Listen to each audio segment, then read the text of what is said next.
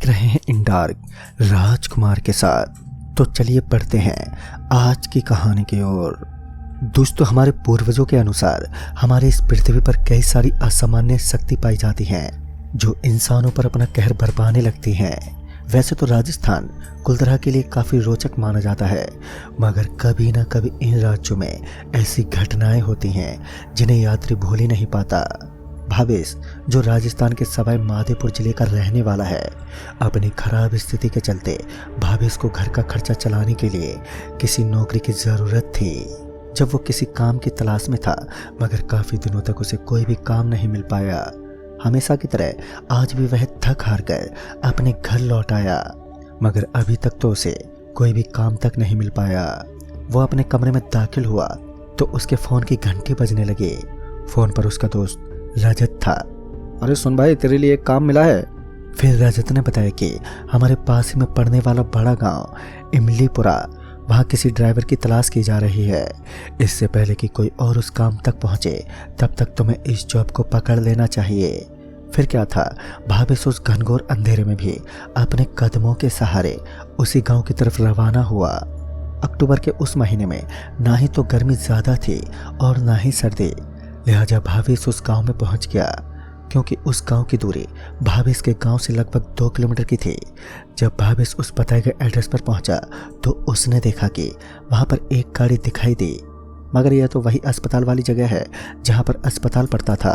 तभी एक आदमी जो डॉक्टर के कपड़े में था, वह उस जगह पर घूमता हुआ दिखाई दिया। भावेश उसके पास पहुंचा और उनसे जॉब के बारे में बातचीत की तो उस डॉक्टर ने बताया कि उन्हें इसी एम्बुलेंस के ड्राइवर की ज़रूरत है। और फिर भावेश इस काम को करने के लिए तुरंत ही राजी हो गया। जब भावेश की निगाहें उस गाड़ी पर पड़ी तो उसे पहली बार में एक अलग अनुभव महसूस हुआ, मगर भावेश ने इस बात पर खास ध्यान नहीं दिया और खुशी खुशी घर की ओर निकल गया। एक बात जो भावेश के मन में खटक रही थी कि आखिर एक सरकारी चालक इस गाड़ी को ड्राइव क्यों नहीं करता और उसे इस काम के इतनी ज़्यादा सैलरी क्यों मिल रही है, क्योंकि वो एक मोटी रकम थी। खैर, बाद में भावेश ने ज़्यादा ध्यान नहीं दिया और अपने घर लौट गया। सुबह होते ही भावेश अस्पताल की तरफ रवाना हुआ और अस्पताल पहुंचने के बाद उस गाड़ी में सवार हुआ जिसे लेकर उसे अपना सफ़र काटना था। तभी उस एम्बुलेंस में रखे इमरजेंसी फ़ोन की रिंग बजने लगी और जब भावेश ने फ़ोन उठाया तो उसको बताया गया कि पास ही के गांव से एक मरीज को अस्पताल में लेकर पहुंचना है। लिहाजा भावेश गाड़ी स्टार्ट करता हुआ तुरंत ही वहां से निकल पड़ा। पता नहीं क्यों, मगर भावेश को पहली बार ड्राइव करने में अजीब लग रहा था। कभी कभी तो गाड़ी का हॉर्न अपने आप ही बजने लगता। भावेश को लगा कि शायद यह इस गाड़ी की कोई छोटी मोटी समस्या होगी जिसकी वजह से यह सब हो रहा है। भावेश उस स्थान पर पहुंचा तो वहां से उसने एक मरीज को गाड़ी में लेटाया और फिर उसे लेकर अस्पताल पहुंच गया। आते वक्त गाड़ी बिल्कुल सही चल रही थी और फिर शाम होते होते भावेश ने उस गाड़ी से काफ़ी मरीजों को अस्पताल पहुंचाया और फिर उसी वक्त भावेश को वहां के कर्मचारी द्वारा आज के पैसे दे दिए गए। उसे आज की रकम मिल गई, जिस कारण वह खुशी के मारे घर की तरफ चल पड़ा।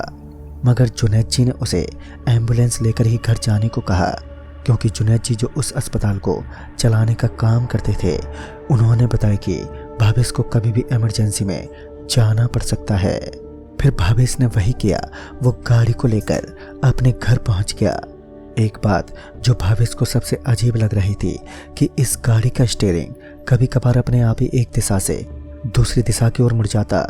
भावेश यह बात अच्छी तरह से समझ चुका था कि यह गाड़ी कभी भी उसके साथ गलत हरकतों को अंजाम दे सकती है, मगर भावेश इस जॉब को छोड़ना तो बिल्कुल भी नहीं चाहता था। खाना खाने के बाद ही एक बार फिर भावेश के फ़ोन की रिंग बजी। यह फ़ोन उसी अस्पताल से था और जब उसने फ़ोन उठाया तो वही हुआ जिसका उसे काफ़ी समय से डर था। उसे रात में ही कोल्हापुर गांव से एक लाश को अस्पताल पहुंचाना था। अब भावेश को ना चाहते हुए भी गाड़ी में बैठना पड़ा और फिर वह अपनी गाड़ी को स्टार्ट करता हुआ तुरंत ही वहाँ से निकल गया। कोल्हापुर गांव की दूरी यहाँ से कुछ ज़्यादा नहीं थी, मगर अब जो होने वाला था उसके बारे में भावेश ने कभी सोचा तक नहीं था। भावेश NH 51 के हाईवे पर ड्राइव कर रहा था। तभी उसे किसी की परछाई गाड़ी की लाइट्स के सामने की ओर नजर आने लगी। देखने में ऐसा लग रहा था मानो कोई पंजा लाइट पर लगा हुआ हो। गाड़ी की स्पीड अपने आप ही तेज होने लगी। भावेश का हाथ हवा में उठने लगा। इससे पहले कि कोई बड़ा हादसा जन्म लेता कि गाड़ी का ब्रेक लगा, और ब्रेक लगते ही भावेश ने तुरंत पानी की बोतल उठाई और पानी को पीने लगा। भावेश को विश्वास नहीं हो रहा था कि उसके साथ क्या हुआ, मगर वो अभी भी सही सलामत गाड़ी के अंदर बैठा हुआ था। वो ना चाहते हुए भी गाड़ी के अंदर ही बैठा रहा, क्योंकि सभी दरवाजे बुरी तरीके से जाम हो चुके थे। उसने बहुत जोर जोर से दरवाजा पीटा, मगर वो दरवाजा खुला ही नहीं। और फिर परेशान होकर भावेश ने उसी अस्पताल के कार्यकर्ता जुनैद को फ़ोन लगाया। जुनैद जी शायद उस गाड़ी की हकीकत जानते थे, तो उन्होंने कहा कि आप घबराइए मत और 5 मिनट के लिए उसी गाड़ी में शांति बैठे रहो, और ध्यान रहे आपको भूलकर भी उस गाड़ी से नीचे नहीं उतरना है। जुनैद जी के बताए गए अनुसार भावेश ने वही किया, और कुछ देर के बाद ही धीरे धीरे सब कुछ एकदम शांत होने लगा, मानो कुछ हुआ ही ना हो। और जब भावेश ने गाड़ी की इन हरकतों का कारण पूछा तो जुनैद ने कहा, ये अक्सर इस गाड़ी में होता ही रहता है, अब इसकी सच्चाई कोई नहीं जानता। इतना सुनने के बाद भावेश का मन तो नहीं था कि वह अब इस गाड़ी को और ड्राइव करे, मगर जैसा कि उसे बताया गया था कि गाड़ी से भागना भी उचित नहीं होगा, जिस कारण वो एम्बुलेंस को छोड़कर भाग भी नहीं सकता। खैर फिर उसने गाड़ी को स्टार्ट किया और उसी तरफ चल पड़ा। अंत में वह उस जगह पर पहुंच गया, और जब उस लाश को एम्बुलेंस में रखा गया तो भावेश के साथ साथ कुछ और लोग भी मौजूद थे, जिसके कारण उसका डर तो कम हुआ। और फिर उनसे बातें करते हुए वो अस्पताल तक पहुंच गया। अस्पताल पहुंचने के बाद उस लाश को उतारा गया। भावेश घर की तरफ रवाना हुआ, क्योंकि वहां पर अब दूसरी एम्बुलेंस पहुंच चुकी थी, जिस कारण भावेश को अब छुट्टी मिल गई। और फिर भावेश गाड़ी लेकर ही अपने घर की ओर निकल गया। लेकिन जब गाड़ी गांव के कच्चे रास्ते को पार कर रही थी कि भावेश छटपटाने लगा, क्योंकि उसे ऐसा लग रहा था मानो किसी ने उसके मुंह पर अपना हाथ रख दिया हो, और वो भी इतनी जोर से कि वो सांस भी नहीं ले पा रहा था। तभी सांस घुटने की वजह से भावेश बेहोश हो गया, और जब उसने अपनी आंखें खोली तो उसने देखा कि वो उसी एम्बुलेंस के अंदर लेटा हुआ था। मगर इस वक्त एम्बुलेंस किसी ऐसे स्थान पर रुकी हुई थी जहां उसका गांव तो नहीं था, मगर कुछ कच्ची ईंटें नजर आ रही थी, और एम्बुलेंस उसी जगह पर वीरान रास्ते के बीच खड़ी थी। और तभी उस गाड़ी का दरवाजा एकदम से खुल गया। भावेश की सांसें तेज होने लगी, और फिर उसकी नज़र बाहर सफ़ेद सफ़ेद चमक रहे कुछ शब्दों पर पड़ी, तो उसके पैरों के नीचे से मानो ज़मीन ही खिसक गई, क्योंकि उसने देखा कि बाहर की तरफ एक बड़े से बोर्ड पर कब्रिस्तान लिखा हुआ था। ये देखकर भावेश को लगा कि यह उसका कोई सपना होगा, क्योंकि उस गांव के चारों तरफ तो कोई भी कब्रिस्तान नहीं था। तो फिर ये कब्रिस्तान इस इलाके में कहां से आ गया? तभी भावेश ने देखा कि वहां एक बड़ा सा होटल सा कुछ बना हुआ था, मगर जब भावेश ध्यान देकर उसे देखने लगा तो उसने पाया कि यह कुछ और नहीं बल्कि पुराना पड़ा अस्पताल था, जो 21 साल पहले बंद हो चुका था। भावेश को याद आया कि जिस गांव में उसे ये ड्राइविंग का काम मिला था, उसी गांव के अंदर यह कब्रिस्तान और अस्पताल पड़ता था। तभी उस अस्पताल के अंदर से कुछ लोग बाहर निकले और भावेश की तरफ देखकर मंद मंद और डरावनी मुस्कुराहट देने लगे, जो आने वाले भयानक खतरे की तरफ इशारा कर रहा था। भावेश का गला अब सूखने लगा। वो तुरंत ही अब तक होने वाले इस हादसे की मुख्य जड़ यानी उस एम्बुलेंस से नीचे उतरा और फिर रास्ते की तलाश करने लगा, क्योंकि अंधेरे का माहौल काफ़ी खौफनाक रूप से छाया हुआ था। और इस दहशत के माहौल में भावेश को कुछ समझ ही नहीं आ रहा था कि वो किस दिशा की ओर मुड़े। तभी किसी ने भावेश को उसका नाम लेकर उसे पुकारा, भावेश।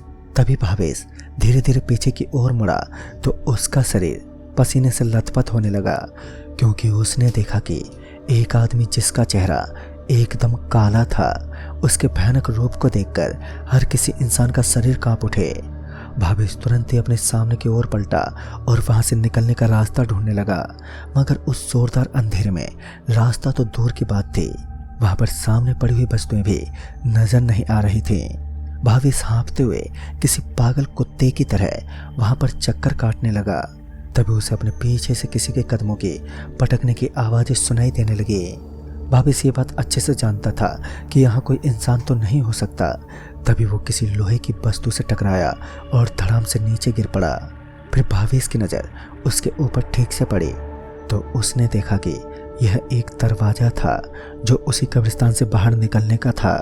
इतना समझने के बाद और क्या चाहिए था, भावेश ने तुरंत ही फुल स्पीड के साथ उस जगह से भागना शुरू कर दिया और यहाँ से उसके घर की दूरी करीब 6 किलोमीटर की थी, जो यहाँ से काफ़ी लंबी थी। मगर जब मनुष्य को अपनी मौत अपने पीछे दिखाई देती है तो वो कुछ भी कर सकता है। किसी तरह हाँफते हुए भावेश अपने घर के पास पहुँच गया। उसकी हालत इस कदर बिगड़ चुकी थी कि उसके पैरों से पत्थर चुभने के कारण खून बहने लगा और फिर वो घर में दाखिल हुआ। उस पूरी रात भावेश डर और खौफ के माहौल में जीता रहा, लेकिन जब सुबह हुई तो उसने इस घटना के बारे में अपने दोस्तों को बताया।